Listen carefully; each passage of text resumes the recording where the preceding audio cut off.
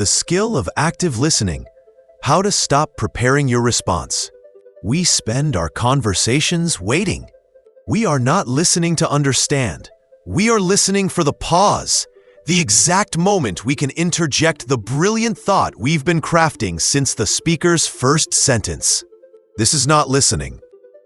It is response preparation. It makes you a poor partner, a terrible negotiator, and an even worse friend. You leave the conversation with only your own ideas validated and the other person feeling unheard. The skill of active listening requires a moment of internal, deliberate surrender. You must trust that your response will be adequate, even if it is not perfectly prepared. The focus theft. Response preparation steals your focus.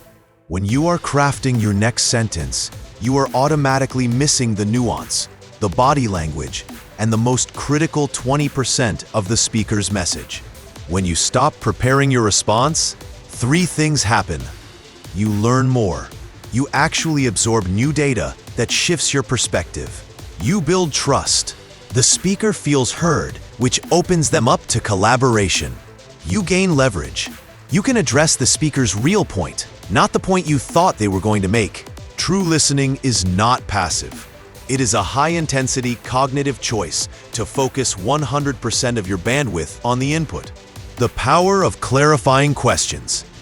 The best responses come not from prepared speeches, but from the ability to ask clarifying questions. The most powerful question is often the simplest. Can you tell me more about that? Or, what did that feel like? These questions prove you were listening to the content and the emotion.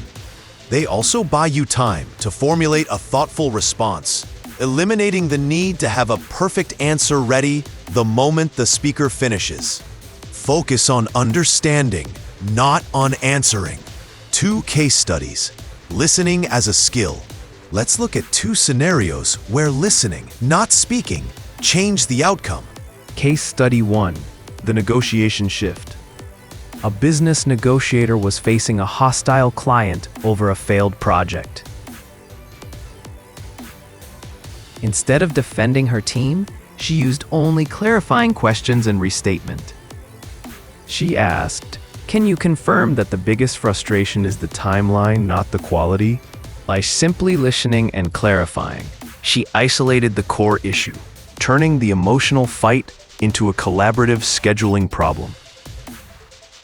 Case Study 2. The Family Conflict. A mother was frequently fighting with her teenager, jumping in to defend her position immediately. She committed to active listening. She let her daughter finish completely, then responded only with, "It sounds like you felt completely dismissed. Did I get that right?" By prioritizing validation over defense, she calmed the conflict and opened the door to a solution.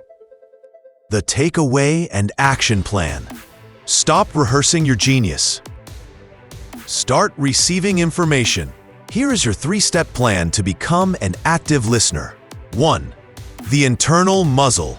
When you start a conversation, make a physical internal commitment. I will not plan my response until the speaker has been silent for 3 full seconds. 2. Focus on restatement.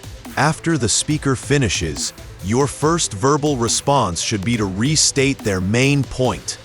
If I understand correctly, you are saying X. Is that right?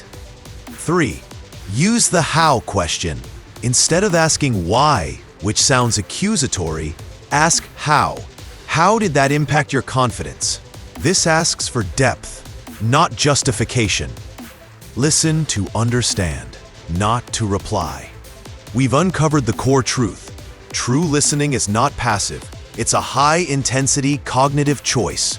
It builds trust, grants leverage, and shifts emotional conflict into collaborative problem-solving.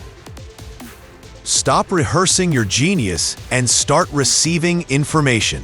Take the 3-step action plan we discussed, the internal muzzle, focus on restatement, and the how question, and apply it to your very next conversation. The momentum you gain in relationships and negotiations will be immediate.